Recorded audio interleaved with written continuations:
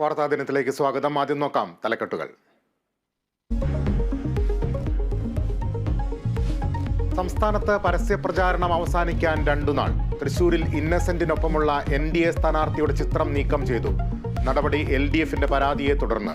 വ്യക്തിപരമായ സൗഹൃദം മനസ്സിലാക്കാതെ LDF രാഷ്ട്രീയം കളിക്കുന്നുവെന്ന് BJP. അശ്ലീല വീഡിയോ ആരോപണത്തിൽ KK ശൈലജയ്ക്ക് ഷാഫി പറമ്പിലിന്റെ വക്കീൽ നോട്ടീസ്.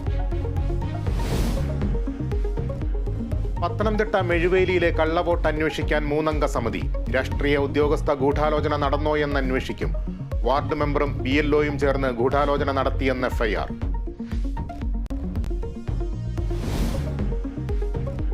തൃശൂർ പൂരം നടത്തിപ്പ് പൂർണ്ണമായും ദേവസ്വങ്ങളെ ഏൽപ്പിക്കണമെന്ന് തിരുവമ്പാടി വിഭാഗം.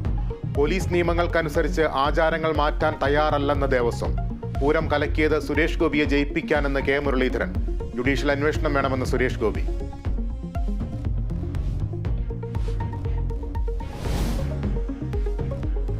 സംവിധായകൻ ജോഷിയുടെ വീട്ടിൽ കവർച്ച നടത്തിയത് അന്തർ സംസ്ഥാന മോഷ്ടാവ്. പ്രതിയുടെ ഭാര്യ ബീഹാറിൽ ജില്ലാ പഞ്ചായത്ത് അംഗമെന്ന് പോലീസ്. പ്രാദേശിക സഹായം കിട്ടിയോ എന്ന് പരിശോധിക്കുമെന്നും സിറ്റി പോലീസ് കമ്മീഷണർ. തൃശൂരിൽ ബൈക്ക് യാത്രികർക്ക് നേരെ കാട്ടാന ആക്രമണം. കാര്യക്കടവ് സ്വദേശിയായ ആശാവർക്കർക്ക് പരിക്ക്.